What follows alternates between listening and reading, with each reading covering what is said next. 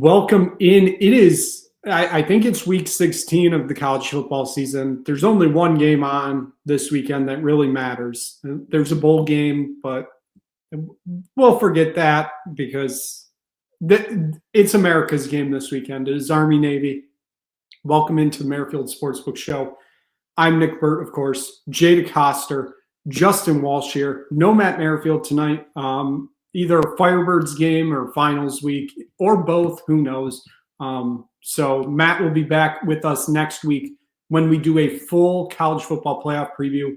But this week, we thought we'd take a look back on our predictions from the beginning of the season and then, of course, look into the biggest game in all of football, which is that Army-Navy game. Jay, welcome back to the show, obviously. I mean, you were here last week, so I don't know why I'm saying welcome back, but rough night last night. Yeah, it was brutal. I was going to say I wasn't here a couple weeks ago, but no, I've been back. It was a rough night for those DePaul Blue Demons. They had it, and then it just fell apart in the end. Oh my god, it's gonna be another long year. I mean, I don't know why we were getting so jacked up for DePaul basketball because it's a new coach, but I mean, how do you lose that game? I'm like, for any of the sickos that were watching that game last night, I mean, God bless you, because that was one of the basketball games of all time. The Providence versus DePaul, like, with nobody in the stands, by the way.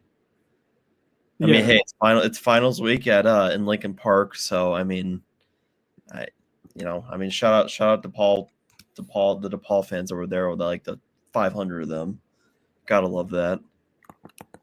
I mean, for a 7-1 team going into conference play, and that arena was empty basically friends and family and some true sickos. A lot of sickos.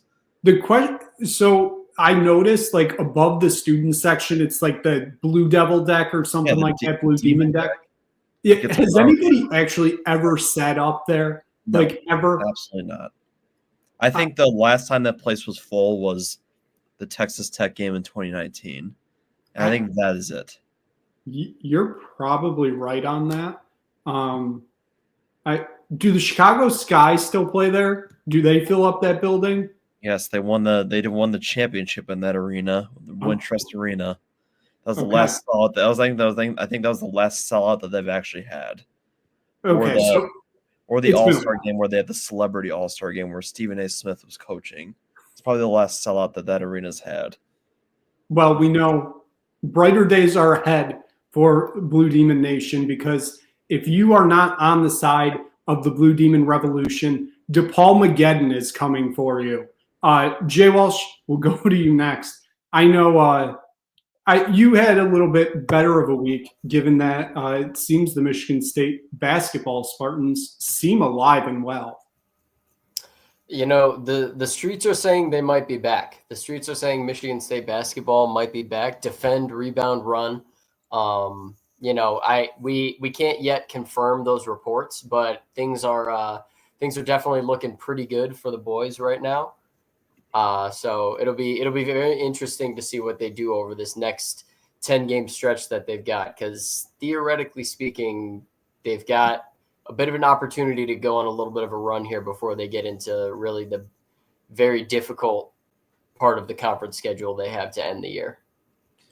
Well, I can confirm it because they're number 7 in the country in rebounding. And that schedule they have is soft as Charmin. And if you can get into February, 17-3 or 16-2, I don't know. Hover around there and you should be fine. Because I think this team is, I'm cautiously optimistic that this team's going to be better than the other years that they've had. Yeah, from what I've seen in their next 10 games, according to Torvik, they are favored in 9 of them. And if they end up going 9-1 in those 10 games, I believe they will be 17-3 after that stretch. So definitely, like I said, a bit of an opportunity to go on a run, but, things can change like that. So it'll be interesting. And I will also confirm Ken Pom, also the same. Next 10 games, 9-1. That only loss being to Ohio State on the road. Ohio State doesn't seem great. I mean, they're good. I don't think they're everything, the statistics have them up to be right now. But obviously, I think that game's like in mid-January or something. Oh, it's the beginning of January, but still, like that's a long ways away. There's still a lot of basketball to be played. But I mean, if Michigan State, they can get to February 8th, Saturday, February 8th, there's a possibility that is a massive matchup deciding who wins the Big Ten title between Michigan State and Dana Altman's Oregon Ducks with Tony Schofield on the sidelines. Nick and I are in the works of getting in front of that bench, and I don't know what I don't know what I'm probably be wearing my MSU stuff, but it'd be truly sick if we were both showing up, pulling up in DePaul gear. I will already confirm I'm 100% wearing my DePaul Blue Demon shirt in that is zone right behind Tony Stubblefield. As much as I love the Oregon Ducks and as much as I love the Michigan State Spartans, narratives have to take, a step aside so I can push the one true narrative, which is the DePaul-volution, because the revolution is coming for the Demons. Sorry to interrupt, but the 17-3. I feel like Northwestern should be favored in that game at Welsh Ryan because MSU never wins there. Never.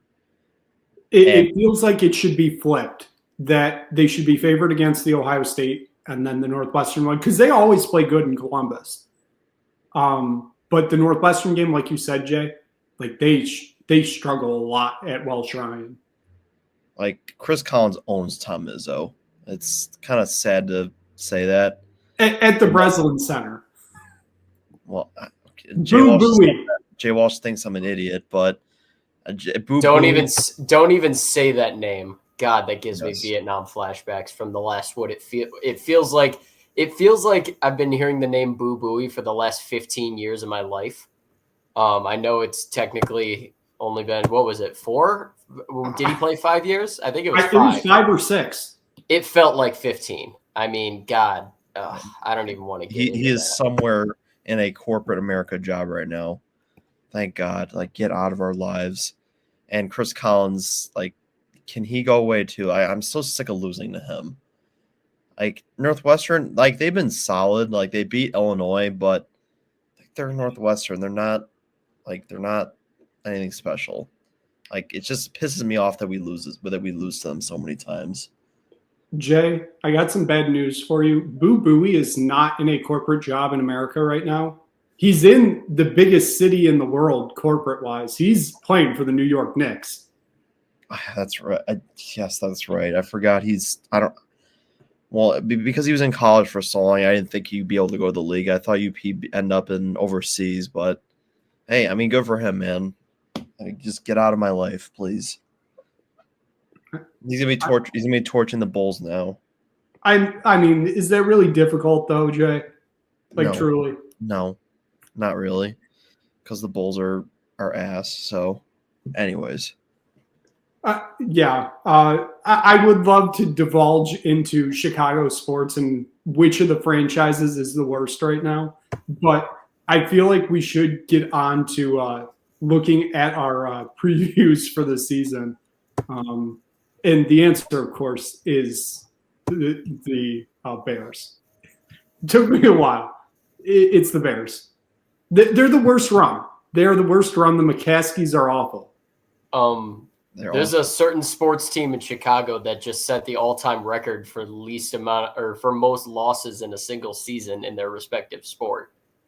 And they just traded the best player today. But for my sake, it's the Bears. The McCaskies, yes, Nick, they are awful. I'll put it this way. The fact that it's an argument is kind of pathetic for the Bears, but I want to pump the brakes on the Bears hate a little bit. Well, there is a team in Chicago that is quite literally the worst in the history of its sport. Well, okay, but the White Sox and the Bulls both go hand in hand because they're both owned by Reinsdorf. Reinsdorf, that guy. All right, we're getting a little bit off topic here. Let's get back to our season preview. We will, but I'm just saying, Greg Berhalter, Chicago Fire, MLS Cup champions 2025. Let's go. Let's get into what we previewed this season and take a look back at what has happened? I mean, it was 15, 16 weeks ago. I don't even know the math anymore. We were out here making predictions. Let's start in the ACC, a conference that ended up being won by Clemson on a last-second field goal. A not good Clemson team either. They are in the playoff. SMU makes the playoffs. I feel like that's more of a conversation for next week. But let's take a look at these predictions. Wow, that was terrible. But Jay, you had the Miami Hurricanes winning the ACC, which you would be the closest of us all because Jay Walsh, you had NC State.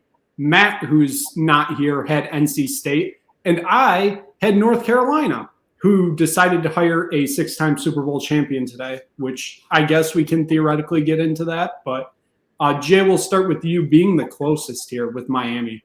I mean, well, first of all, I would like to say the whole Clemson getting in the playoff thing, thanks a lot, Syracuse. That's all Syracuse's fault, which once again proves Syracuse is the worst place in the world. So, Jay, I will hand the floor to you.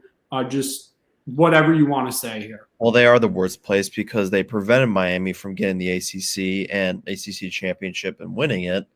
I mean, thanks, Syracuse. I mean, thank whoever that coach is. You took your shower. Congratulations. Go away, please. Syracuse sucks. And Reach into the choir, buddy. No, Miami's defense was horrible all season, and that's part of the reason why they didn't do it. Like they had a great roster, but their defense was just Swiss cheese all season, and that's just part of the reason why they couldn't. But I mean, I don't know. I mean, just looking at the ACC is just like, wow. I mean, this like Matt was right. The AC like that was a good ACC championship, which is like that was just on my second monitor. I was locked into the Big Ten championship. I just it's just a middling conference. It's a Power 5 conference, but or Power 4, but it's just not anything special. There's just nothing special about the ACC. I mean, I don't think you're wrong at all, Jay. Jay Walsh will get to you next, and I guess you can somewhat speak for Matt too. You both had NC State. That just turned out to be a disaster. Yeah, I said with that when we made these picks, I said I know that I feel like every year NC State gets hyped up and they always end up falling flat. I thought this was the year that they were going to do it, and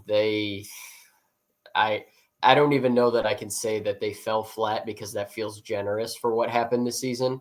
Granted, I don't think a lot of people anticipated Grayson McCall having to retire 4 games into the season after suffering a head injury. But I mean, even outside of that, this team was not good. I mean, they gave up, I think it was the 3rd most points in the ACC this year, giving up over 30 a game. I mean, their defense was terrible, combined with the fact that they had to find a replacement at quarterback not even halfway through the season. This was just a complete lost season for NC State. And yeah, there's not really a whole lot else to say. They weren't a good team. I fell for it. I told myself that I would never fall for NC State, and I did it again. So I don't know. I don't know. Just not good. Not good. Yeah, I mean, it's basically the same words for me on North Carolina. I feel like they weren't even being hyped up because they lost Drake May. They lost a lot of talent. But I don't know. I thought I saw something like, oh, this team's going to be good this year, and maybe be like a 9-3, 10-2 team. They don't end up doing that. Mac Brown semi-fired/retired a week left in the season. And then we get today, Bill Belichick announced as head coach of the Tar Heels. I guess we'll just do this quickly. Jay Walsh, I'll start with you. Is this going to work? Because I don't think it is. Honestly, I have absolutely no idea. I feel like it shouldn't work based on the fact that Belichick is 70 years old at this point? 75? He's 72. Mac Brown was 73. I mean, I don't see how it can work. However, the thing that I am very interested to see is how this affects recruiting at North Carolina, because obviously you've got the downsides to the pitch, which are 72-year-old coach coming in for the first time in college football. We don't even know that Bill Belichick really even wants to put in the effort that recruiting takes. But the upsides to the pitch are North Carolina is now probably the school and program that is best suited for transitioning you to the NFL, which is a huge pull for big time college football recruits. And I mean, all of these recruits grew up watching the Patriots dynasty and watching Bill Belichick lead the Patriots to 6 Super Bowls. So it's going to be very interesting to see how all of that shakes out in terms of recruiting. But in terms of actual gameplay and kind of long-term for the future, I really don't see a scenario where this ends up being super beneficial for North Carolina. And Jay, kind of give you the same thing. Like, is there a chance that this works? I think I'm kind of in the Jay Walsh right here. I think it's like, I don't know. I feel like it's like 70-30 that this works. I mean, yeah, he's old. He's like 72. And how is he going to be able to recruit? But also, he's the greatest coach ever. Like, he still knows ball, and he can probably recruit these kids in North Carolina. Say, hey, I'm gonna throw my rings down. You want to come play for my school? I'm the greatest coach ever. I'm sure those recruits will buy into that. Like, I mean, North Carolina football is no joke. Like, they've had some really good years under Mac Brown, and North Carolina is still it's a good school and a good athletic program, and I think it has a chance to work. But also, he has been out of the game. I know, at the end of there in New England was kind of bad. Like, I feel like a lot of his stuff is kind of like outdated, I should say, but also he's the greatest coach ever. Now, if you want to make the argument that Brady helped him a lot, sure. But I mean, he's been in the game for so many years. I think it has a chance of work, and I am fascinated to see how this works, because I mean, I thought this guy would just retire and go, talk on ESPN on the McAfee show. I mean, and now he's back in football. Like, that's like, I'm kind of excited to watch. It's kind of like, I wouldn't compare it to like Dion, like the Dion hype, but like that first game, I don't even know who they play. Like, I might like tune into that. Like, that's gonna be fun to watch. Well, Jay, I can tell you they play TCU week 1. And I am already locking it in right now. That ends up being the game moved to Labor Day night, because it's always an ACC home game.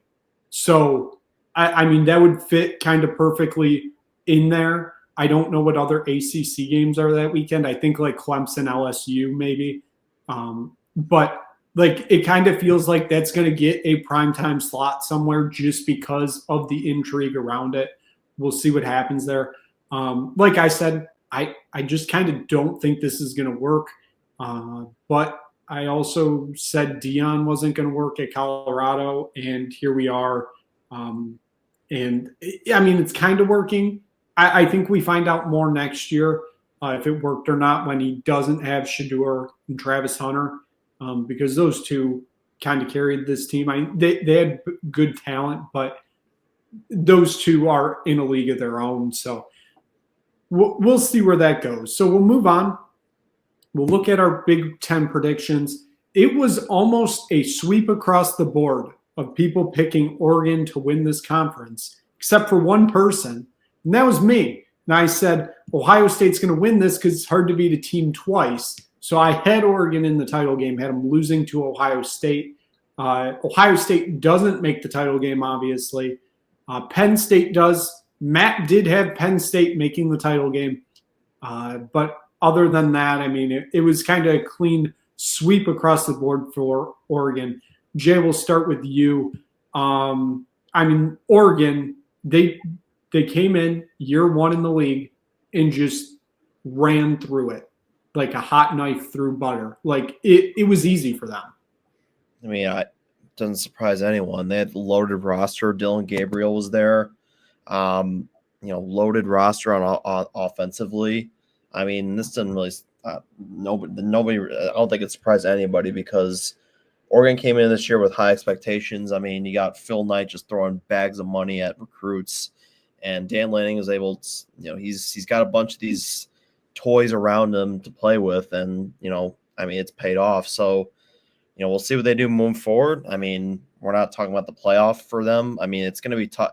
It's going to be tough for them to win this title because they have such a tough path, but they are the best team in the country right now. And it was just, they got a loaded roster, and it didn't really surprise me. And Dylan Gabriel is as advertised, and they're just loaded. So, Jay Walsh, given that, all of us at least had them in the title game, like this should come as a shock to nobody, correct? Yeah. We all knew going in that Oregon was going to be one of, if not the best team in the country. I know I had them as my national champion. I don't remember who you all picked, but I had them winning the national championship going into this year. And so far, there hasn't really been anything that's changed my mind about it. They have looked, they struggled in a couple games early in the season, still managed to get W's, and then they just kind of got on a roll and just started beating the hell out of people. And their defense didn't look great in the Big Ten title game against Penn State. Penn State really, when Penn State puts up 40 plus points, your defense isn't playing great, but that's the thing about Oregon is they can win games like that because they have an unbelievably electric offense. They have one of the best quarterbacks in the country. Dan Lanning has certainly proved himself at this point as one of the best coaches in the country. This is right now the best team in the country. And I think we all kind of expected that going in. And obviously nothing has really changed from that. Yeah, Dan Lanning has done a fantastic coaching job this year. When you get that much talent coming to your school, that's one thing, but then finding a way to make it work and get success on the field, that's another thing. He's done both. We've said, they are 100% the best team in the country. Yes, the path to the title, quite difficult. But honestly, if there's any team that probably could do it, it's probably this Oregon team. Yes, some of the teams in front of them don't they're very good, but they also kind of haven't looked great in current weeks. You're looking at a potential Ohio State or Tennessee. Ohio State hasn't played since that Michigan game. Obviously, they would have played Tennessee by that point. Both of them, they're good. They're really good teams, but they just weren't showing their best football at the end of the year. Then you have a potential Texas in a semifinal. Texas, that game against Georgia, it wasn't great. I know you got them to overtime, but it still didn't look great. And then obviously national title. Again, those are all stuff down the line for Oregon. But if there's any team to do it, I think it's them. Let's move on to just what was the disaster that was the Big 12. Here we almost had a sweep of Utah picks. Matt was the only one that didn't pick Utah, picked UCF and said they would be playing Arizona in the title game. Fun fact, none of those teams even, I think, finished in the top half of the Big 12. So, Jay Walsh, we'll start with you. This was a disaster. It was a disaster. That's what happens when you pick a team that has an eighth-year quarterback that's probably coming back for a ninth. Yeah, it's what you said. This was just an absolute disaster. And I do want to correct you. Not only did none of the three teams that we just mentioned, Utah, UCF, and Arizona, finish in the top 10, they all finished, or with the exception of Oklahoma State, who went winless in conference play, they were quite literally the three worst teams in the Big 12. So just round of applause to us. That was really a phenomenal job by our committee.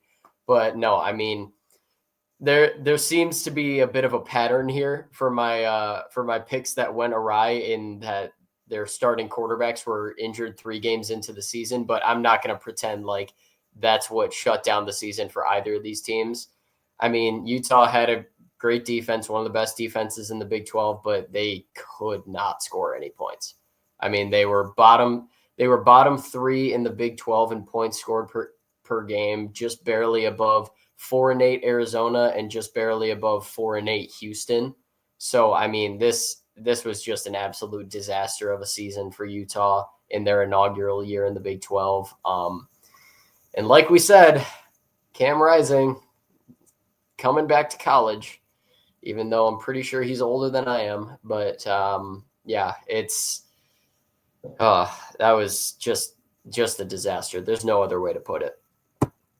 Yeah. Cam Rising, fun fact, same recruiting class as Trevor Lawrence. Trevor Lawrence has been in the NFL for 3 years now. Fun fact. Jay, this was, like Jay Walsh said, this was a disaster. Absolute disaster. It was a disaster. No, yeah. I'm not. We had to learn at the beginning of the year not to take a guy that's collecting Social Security. I mean, just get a job, dude. Like, is he actually coming back for a 9th year? Like, or do we think that's happening? Or is Probably. I think it hasn't yet been confirmed, but I'm pretty sure it's believed to be possible. I am ready. I will be locked into Twitter that day, or X, when that gets announced. I will be racing to the comments for that. It is going to be glorious. Yeah, I mean, Utah was just injury ridden as well. Like, they had the roster for it. It's just the Big 12. Like, I think we said this earlier in the year. The Big 12 was just a complete crapshoot from the beginning. Like, even just to bet on, like, you just don't bet on the Big 12. It's like, it's just a complete crapshoot of a conference. And I believe Arizona State was picked to finish last in the Big 12. They just flat out win it because, you know, that's how the Big 12 works. Yeah, I mean Utah. They had, like, I'm a big, you know, their roster was good enough, and, you know, I like the coach, but just didn't work.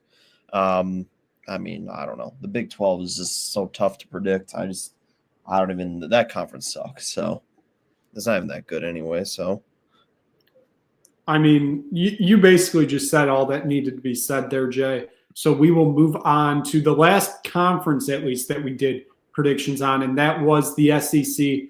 All of us did have at least one of the teams in the conference championship. Jay Walsh, you were the only one that did not pick Georgia. You had Texas, but the rest of us had Georgia. Georgia winning in overtime of that SEC championship.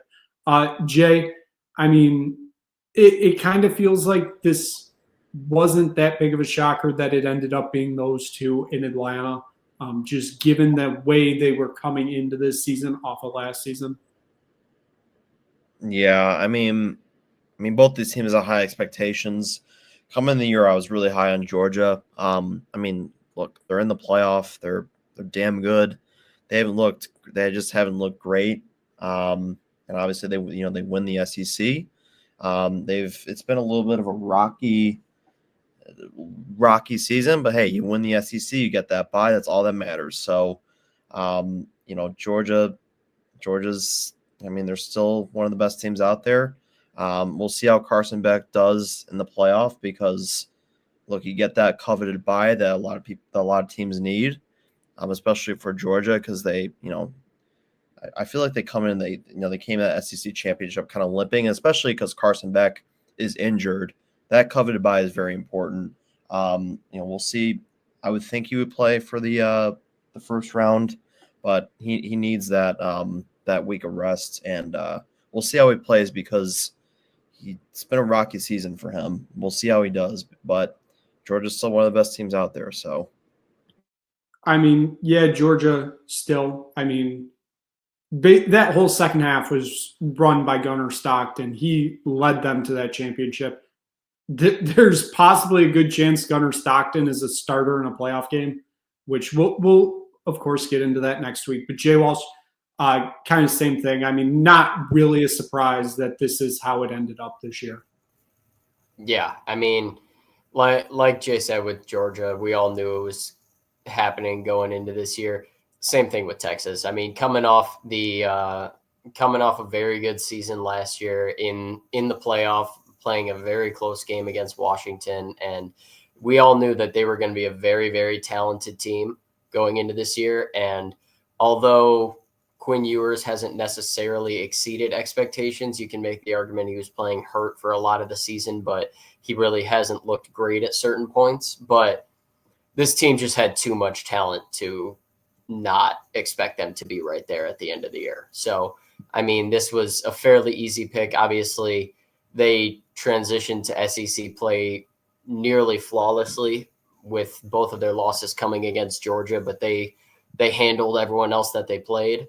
They had a great defense throughout the season. So, I mean, we all knew that these were two of the better teams in the country going into the year, and we all kind of expected them to be in this position at the end of it. Yeah, I mean, I don't think much more needs to be said.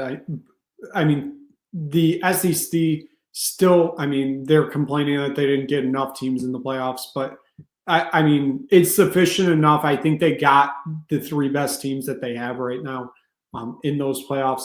But we will move on to who we thought the group of five representative would be for the playoff. It was almost a clean sweep here. Matt had the Memphis Tigers. The rest of us had Liberty Bibberty because that schedule was just god awful. And Liberty Bibberty ends up finishing, I think, like 9-3 or 8-4, including a loss to Kennesaw State. So, Jay, I know you were the only one that did mention Boise State. You said that they would be up there, but you still gave it to Liberty. But hey, at least you did mention the team that actually got it. Well, I didn't even know who Ashton Genty was before or after week one, so it would have been nice to know that guy's name. Sad for Liberty Bibberty. They lost to Kennesaw State, who went 1 and didn't they go like 1-10 or 1-11? I'm sorry. I believe so. And they went 2-10. They finished 2-10. And they fired their coach 1 year into being a group or into being a division FBS team. That's kind of nuts, by the way. Like that coach got hosed, by the way. Like 1 year into being an FBS team and you fire your coach. Yeah, I mean, I knew Boise State was good coming in the year. I just didn't know how good Ashton Genty was going to be. So that's kind of the main reason. I'm sure that's your guys' reasons as well. Yeah, I mean, Liberty was good, but like, you know, losing to Kennesaw State, well, that's the dagger right there. Yeah, Jay Walsh, Liberty, like, sure, they lost a few. They didn't even make the CUSA title game. Like, that's another disaster from us. Yeah, not great. And I do want to correct you here, actually. Liberty went 8-3 this year because they actually had a game canceled against Appalachian State earlier in the season. So I did forget that because of the hurricane flooding, they didn't reschedule that game. So they did finish 8-3. Yes. Which obviously is still much worse than we all anticipated, just because we've become accustomed to Liberty just running through Conference USA year after year. So this was definitely a bit of a surprise. And honestly, looking at the stats, it doesn't seem like Liberty should have been that bad. Like they're third in the conference in defensive points per game against, and they're second in the conference in offensive points per game. So as somebody who admittedly probably didn't watch as much Conference USA football as I should have this year, which, you know, that's on me. I'll take that hand up. But I expected more out of Liberty. I again thought that they were just going to continue their run through the conference, but obviously didn't quite work out that way. But, and like Jay said, would have been nice to know Ashton Genty was a thing going into this season. Probably would have switched my pick around a little bit there. Yeah, that definitely would have helped just a little bit with these picks. Very, very sad that we are not ball knowers and we're studying preseason rosters. That's on us. We'll do better next year. we will find the true Group of Five representative next year. Let's take a look at who we had as our biggest surprise and biggest disappointment. So, Jay, we'll start with you. Your biggest surprise this year was going to be the Virginia Tech Hokies.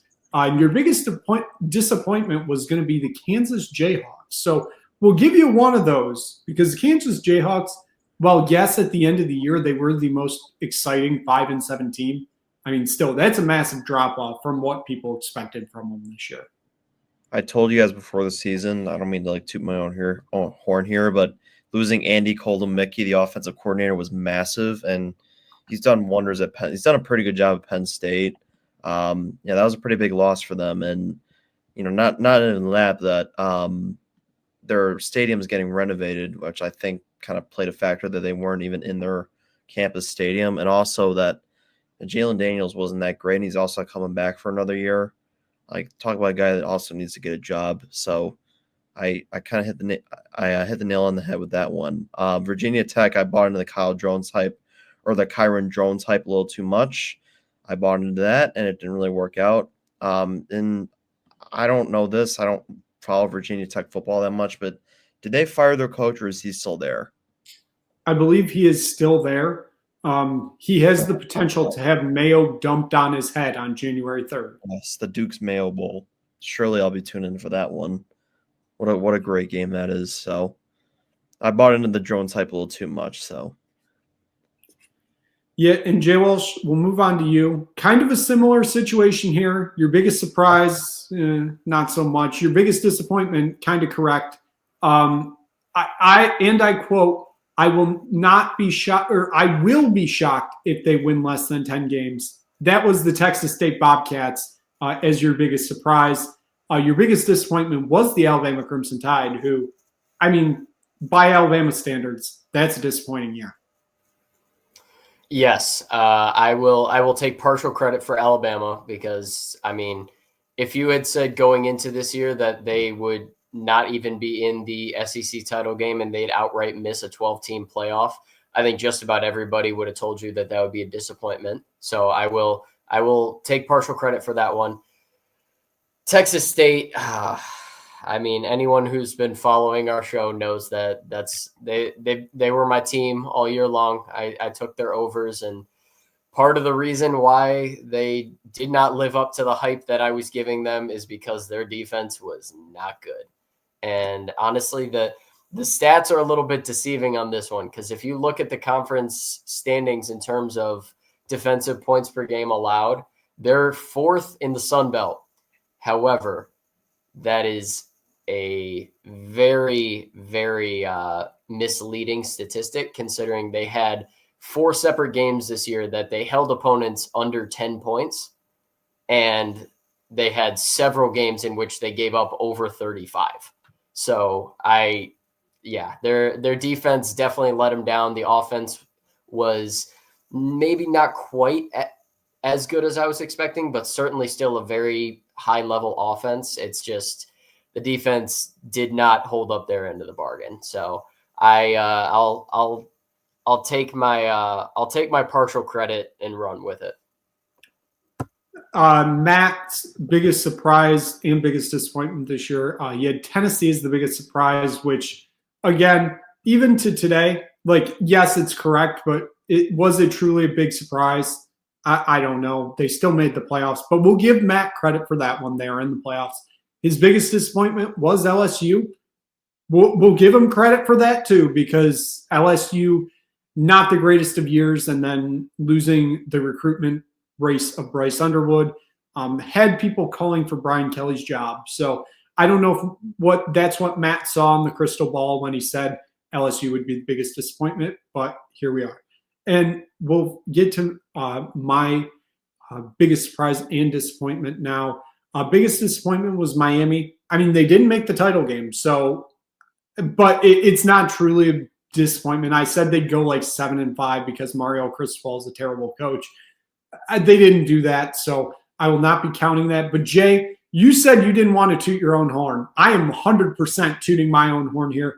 After I said the Indiana Hoosiers would be the biggest surprise this year, I said I would not be surprised if they win 10 games with those 2 losses being Michigan and Ohio State. Well, they only had 1 loss this year. They're now traveling to South Bend. Jay, I don't know if you're still planning on going now that it's not Alabama, but did you see the ticket prices for that game? I did see the ticket prices for that game. They skyrocketed like Bitcoin to $1,000 to get into that place. I'm good. I'm watching it from the couch. I'm sorry. I'm not watching. Plus, it's in like. I'm sorry. Indiana's fine. I'm not watching Indiana Notre Dame. It's probably going to be. We'll get into the picks next week, but Notre Dame's gonna beat them by a decent amount. Like Notre Dame Alabama would have been fun to watch. Notre Dame Indiana, not so much. For $1,000, I'm good. Yeah, for $1,000, you can sit in the comfort of your warm house. I mean, that is much more better, and you don't have to go to Indiana on a Friday night. So, 2 positives right there. But like, I got to toot my own horn like so much here because I don't think anybody was high on these Indiana Hoosiers this year. I don't know why I was, but I was. And now here we are. They're in the playoffs. Kind of wish I would have put a bet on them to make the playoffs because that would have racked up a lot of money for me. But I didn't even think they'd get to this point. So, yeah. I'm not going to lie. I do think part of your reasoning at the beginning of the year was simply the fact that they did have Curtis Rourke as their quarterback. And I think it was more of an honor-bound pick than anything. But regardless, I have to respect it. When I went back today to watch and figure out all these that we just went through, the reasoning was, you'll be surprised by this, their schedule was terrible this year. That was the number 2 reason behind Curtis Rourke being number 1. Shout out that Canadian that's never going to play in Canada because he's played himself into at least an NFL bench job, which absolutely sucks because I can't watch Trevor Harris play for the Saskatchewan Roughriders for 1 more year. Yet we signed him to a contract extension. So here we are. Whatever. It is what it is. It's better than Shea Patterson. It is. I give you that. It's better than Shea Patterson, but still. I would much rather have Curtis Rourke. Not going to happen, though. So finally, we'll just get into what our last prediction was, which was the Heisman. 2 of us have finalists in New York. He's not going to win. Jay, you had Carson Beck. Jay Walsh and I both had Dylan Gabriel. He made it to New York. He's not going to win. And Matt, we're going to start the narrative that he did not show up to this episode because he did not want to face the heat of his Noah Fafita Heisman Trophy pick. Yeah, I don't even know. Jay Walsh, Dylan Gabriel, it's been an incredible year for him, but 2 players have very much outshined him this year, leaving him most likely finishing in 3rd place, given that, Cam Ward made it to New York, and I don't really think he did much. He was good, but I think there were some better options out there. Yes, and I'm going to take partial credit here because, like you said, Dylan Gabriel is going to be at the Heisman ceremony. And when we did our September Heisman segment on one of our shows back in September, I did have Travis Hunter as my September Heisman. So I do want that out there that I did pick 2 of the guys that will be there. Obviously, like we said earlier when we were talking about the group of 5 teams, would have been nice to know Ashton Jeanty was in existence before these picks happened, and would have been nice to know that he would potentially challenge Barry Sanders' rushing record. But like I said, I'm gonna allow myself to take partial credit here because I did name 2 of the finalists, including one that very likely will win the Heisman, even though he probably shouldn't, but he probably will. Jay Walsh, I can't 100% guarantee that I'm correct on this, but I'm pretty sure my September Heisman was the other guy that got to New York, which was Ashton Jeanty. I was on the Nico I train too, so it could be either of those. I think it was Jeanty though. So the fact that we both had Dylan Gabriel winning it preseason and then obviously getting one of the other players that are going to New York also and are the two competing for the trophy. It was Ashton Genty, by the way. You did have him as your September Heisman. Look at that. Look at that. Look at us. Jay, your quarterback didn't make it to New York because, well, one, his arm died at halftime of the SEC championship. But much before that, he started playing quite bad. Too many interceptions. He had 12 interceptions this year. It's not going to cut it, buddy. I mean, his decision making wasn't great this year. And I don't know. I was high on him before the season because I feel like, there's a lot of Georgia quarterbacks out there that take the next leap, but I thought he would. Fortunately, it didn't happen. Still in the college football playoff, but also I wonder, side note, what Travis Hunter's odds were at the beginning of the season. They had to have been like crazy. Like, I don't know. You could have probably made a decent amount of money on him before the year. I mean, him or Ashton Genty. I feel like either one of them, both of them kind of came out of nowhere to be in this high. I mean, Hunter didn't really come out of nowhere. We all knew who he was, but I mean, I don't think anyone really necessarily expected him to be the Heisman front runner. And then obviously Genty came out of nowhere. So both of their odds, I think, were probably astronomical to start the year. I mean, yeah. I feel like Travis Hunter was probably closer to the top, obviously, because Genty came out of nowhere. But I honestly have no idea what those numbers were at preseason. So, but I mean, either one of them, if either of them win, it's probably going to be Hunter, even though we probably shouldn't. You were still going to get good money if you took him preseason. So, given that, that's going to wrap up our recap of real quick. Sorry. Okay. I do, before we move on to America's game, I do want to say that I think next week, before we get into any of our playoff picks and any of that stuff, I think we need to have Matt Merrifield do a segment on his Noah Fifita Heisman pick to start the year. I think we need to hear the explanation, and we need to hear directly from the source how this season went for Noah Fifita. I 100% agree. We will fit that into the show next week because we need to hear it. We need to hear it. A quarterback for a 4-7 team, I believe, is what they finished, something around there, or 4-8. I don't know. They weren't good. But yeah, let's get into the biggest game in all of football. It's America's game. It's Army-Navy. I mean, not much else has to be said. This is football right here. This is football heritage. Up until this year, it's been the only game on the weekend. Obviously, with the college football playoff, that's adjusted the bowl schedule, which now includes the IS4S Salute to Veterans Bowl or something along those lines between South Alabama and Western Michigan following the Heisman ceremony on Saturday night. But yeah, this is America's game. Like I said, nothing much else has to be said. You always know week after conference championships, 3:00 CBS, it's going to be Army-Navy. And now here we are. And it's been an interesting year for those two. Both of them were looking really good up until like mid-October when Navy faced Notre Dame. And that kind of started Navy's drop-off this year. Army, however, they kept rolling. Big setback against Notre Dame. But then they made it to the American title game.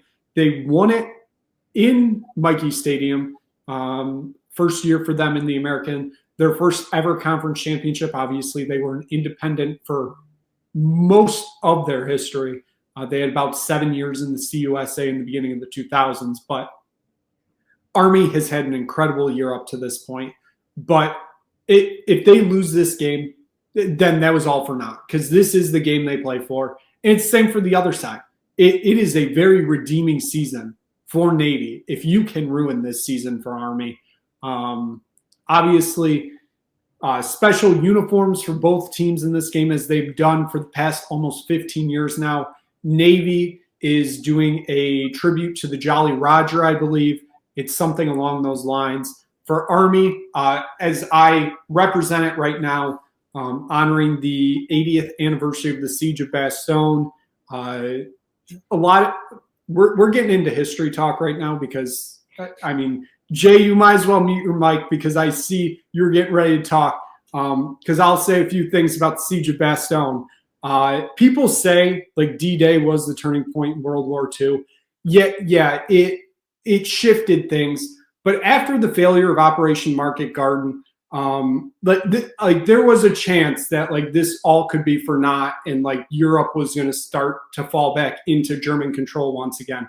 The the Siege of Bastogne, which was obviously within the Battle of the Bulge throughout December, that was truly the turning point of the war.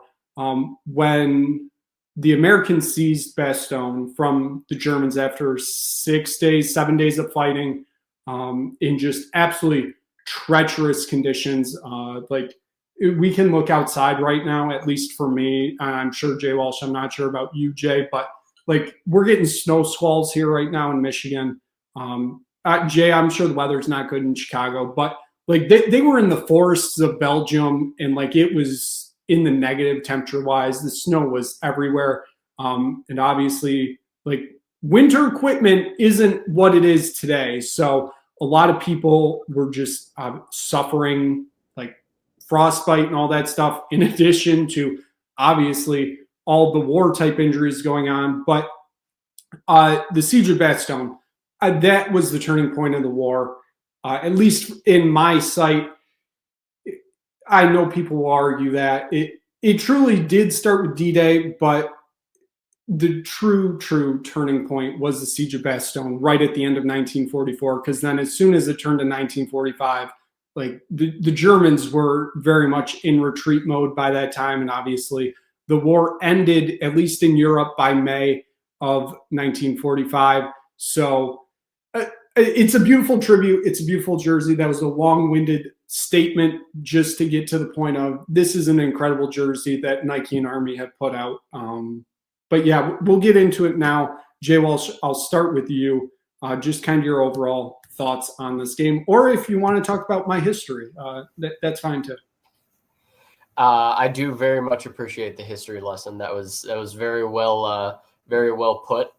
And I do want to start off my thoughts on this game just kind of commenting on that uniform battle. I have seen both uniforms. I think Navy's uniform is very cool. I really like the look that they went with. I like the uniform that they came up with. But this isn't a contest. I mean, Army's uniforms for this game, they released them a couple weeks ago, and they were phenomenal then, and they are phenomenal now. Army is absolutely winning the uniform battle in this game, which, as we all know, is sometimes just as, if not more important than the battle on the field. So, I mean, it's a big part of this game. In terms of the game itself, obviously, both these teams play similar styles, running the ball, run the ball, run the ball. Army has shown themselves to be the better team throughout this year. I mean, Navy had the great run to start the year. After that loss to Notre Dame, it kind of started going downhill for them. Army bounced back from their loss to Notre Dame and won the American. So, I mean, our Army has, in my mind, really separated themselves in that game, or in this game, from Navy. I'm taking Army minus the 6.5 here. I feel very good about it. I could easily see them winning by a touchdown or two in this game. And obviously, I don't want to get too much into the picks that I will make for my parlay, but of course, you are not an American citizen, and you do not deserve to watch college football if you do not bet the under for the Army-Navy game. I don't care what the number's at, 39.5, give it to me. Under 39.5, always. I mean, it is an American tradition to bet the under. Last year, I believe it was like the first year in 15 years that it went over, which obviously disappointment. But Jay, we'll go to you next. Obviously, huge implications for this game because it's truly one of, if not the best rivalry in all of college football. So true, and thank you, Professor Bird, for that history lesson. I feel like I was taking my my war history class senior year at MSU. Got a little bit of flashbacks to that, so thank you so much for that. Yeah, best rivalry right here. I thought about taking Navy just for rivalry purposes, but I mean, Army is the better team. I mean, they've had a great season. Yes, that Notre Dame game did set them back a little bit, but they are still Bryson Daly's great. They're just a machine offensively. I feel like we took their spread a lot this year. I feel like it almost always hit. Yeah, I mean, great uniform combo. I agree with Jay Walsh. Armies these are one of the coolest shirts I've ever seen, and they are winning the uniform battle, and they are also going to win the game. I am taking Army minus the 6.5 to cap off a great season for them, just because, I mean, look, they're the better team. And yes, I do agree, Jay Walsh. I will be taking the under. I feel like we were talking about this before, and the over under is a little high this year because I feel like this game always hovers around. In terms of the final score, always hovers around 36 or 37. It's like 39.5 or 40, I believe, depending where you get it. I do like the under, obviously, because it's Army Navy. Why wouldn't you take the under? Both teams just love to pound the rock. Why wouldn't you? So give me Army minus 6.5. And we'll get into our same game parlay in a little bit. But yeah, I love Army in the spot, especially because of their uniforms. And I saved this little history tidbit that is included in the jersey for this part because obviously rivalry game, anything can happen. But just as General McAuliffe said in response to the Germans' demand for surrender during the siege of Bastogne, nuts. You are nuts if you take Navy. Give me Army minus 6.5. Of course, take the under. Obviously, the nuts is in reference to the Germans sending a letter to the American commanders to surrender on Christmas Day during the siege of Bastogne. Obviously, the response was to the German commander, nuts with an exclamation point, the American commander. And that was it. And then you'll see on the back of the Army jersey, it says ARMY with the exclamation point in like a typewriter font. That is in reference to that. So that is your other history lesson for the day. But give me Army minus 6.5. Give me the under because I love it. And yeah, let's get into the same game parlay. So Jay, we'll start with you. Just kind of give us your thoughts on some picks for this game. Yeah, of course. I told you about Army minus 6.5.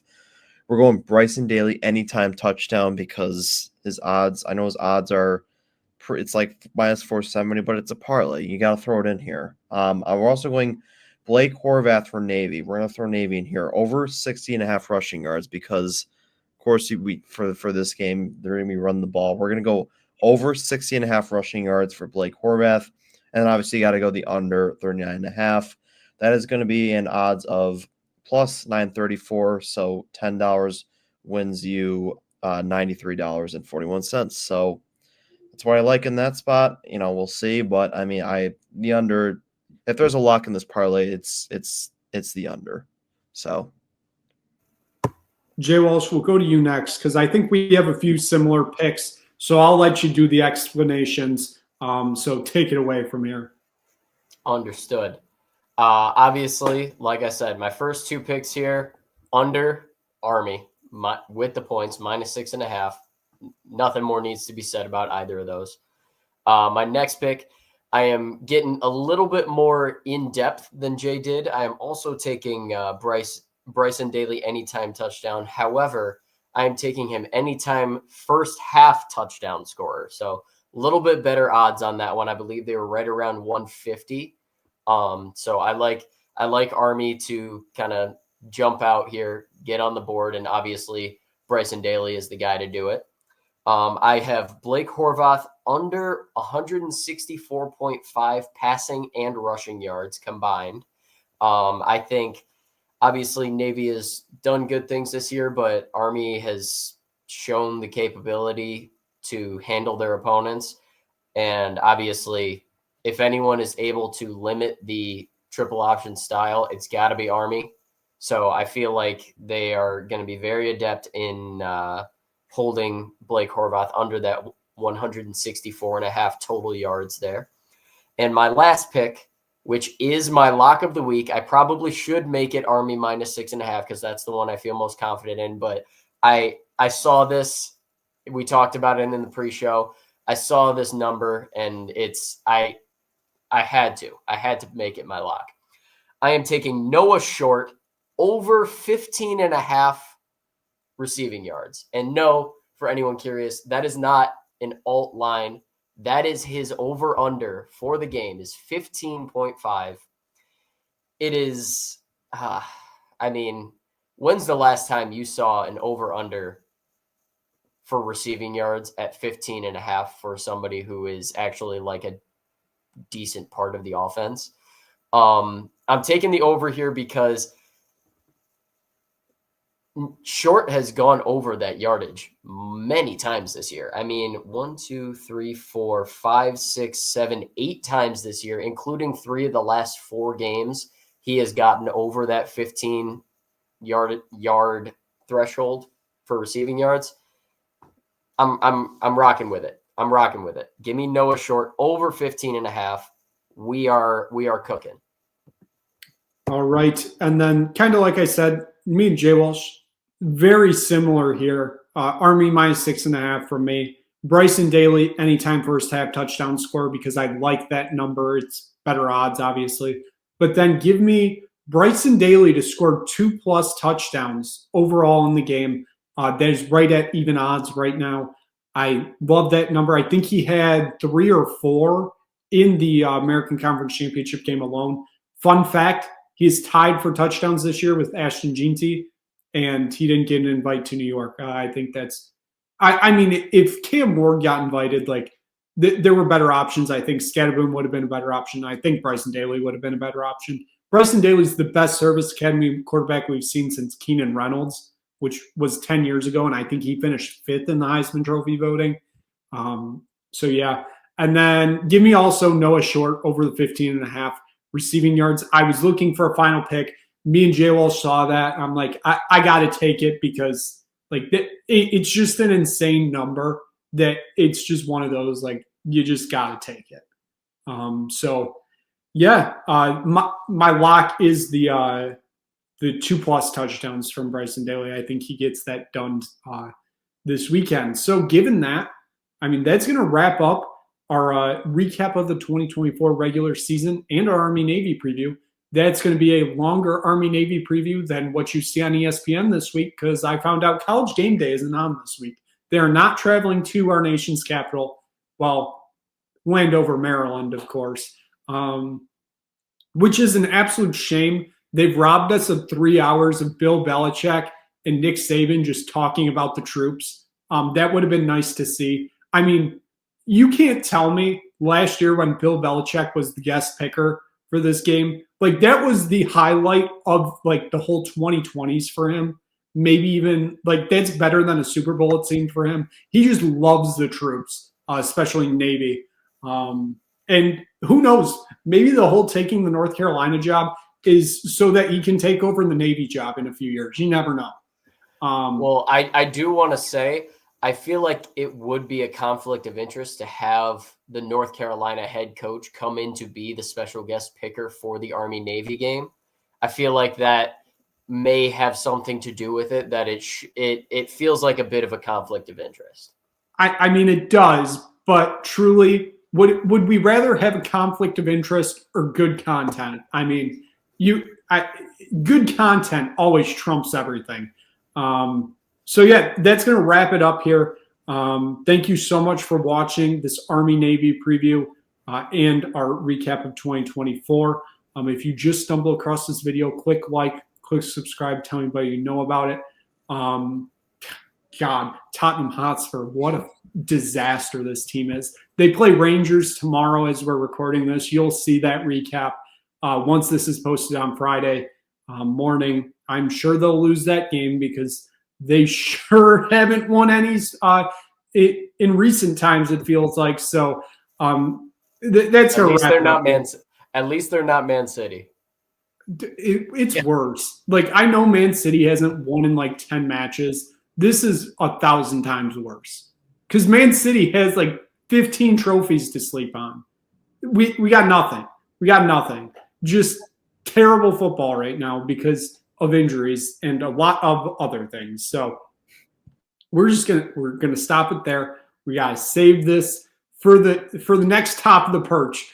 So for Jay DeCosta, for Justin Walsh, for Matt Merrifield, who's not here, and will have to answer for Noah Fafita winning the Heisman Trophy next week. I am Nick Burt, signing off this week for the Merrifield Sportsbook Show. Make sure you tune in next week for our at least first round college football playoff preview.